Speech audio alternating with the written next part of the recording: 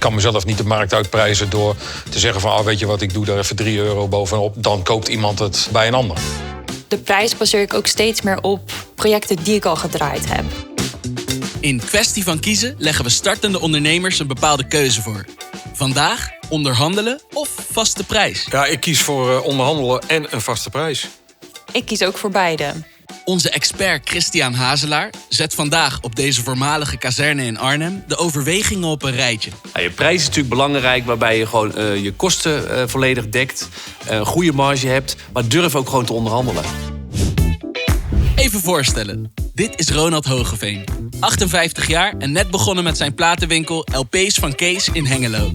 Mijn eerste insteek is vaste prijzen. En dit is Fleur de Koning, 27 jaar. Marketingstratege en oprichter van Strictly Agency dat ze in 2020 startte. Momenteel werkt ze met een vaste groep freelancers. Onderhandelen vind ik makkelijk, omdat ik altijd met een goed onderbouwde, transparante prijs kom. Onze expert van vandaag is Christian Hazelaar. 43 jaar en ondernemersadviseur bij KVK.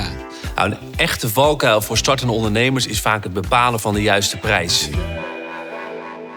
Aan de slag. Nou, leuk dat jullie er zijn. Het is vaak wel afhankelijk van de branche waar je in werkzaam bent, waar je in kan onderhandelen of niet. Waar een product wordt aangeboden, zit vaak wat minder onderhandelingsruimte in. Als je het hebt over dienstverlenende bedrijven, zit vaak wat meer ruimte in. Bij de aanschaf van nieuwe platen zit ik vast aan vaste prijzen. Gebruikt ben ik er natuurlijk veel vrijer in. En daar kan ik veel meer onderhandelen. Ja, in het begin als ondernemer wil je graag klanten. En dan ga je toch gratis dingen doen of voor een hele lage prijs. Ik heb dat denk ik misschien toch wel te lang gedaan en echt wel tegen bepaalde roadblocks daarin opgelopen. Mijn advies en tip is altijd van wees wel realistisch. Als je namelijk een prijs noemt en uiteindelijk in je onderhandelingspositie heel erg terugzakt, kun je aan je klant het gevoel geven, ja, ik heb je eigenlijk willen belazeren, dat is niet gelukt.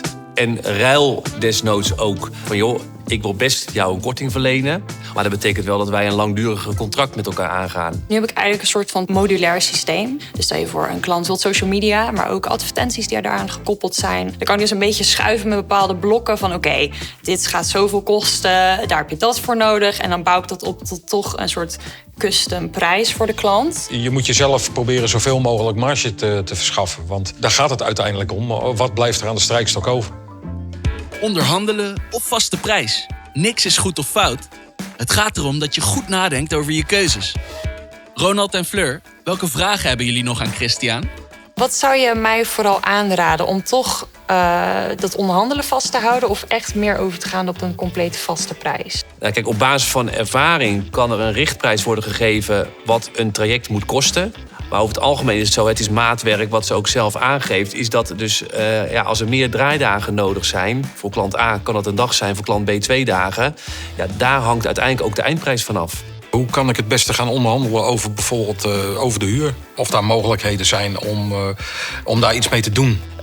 Er is altijd zeker ruimte om het gesprek er in ieder geval over aan te gaan qua onderhandeling. En waar je natuurlijk ook naar kan kijken is dat je zegt van ik wil een andere prijs gaan betalen, maar ik ga dan daardoor wel bijvoorbeeld langer bij jou huren.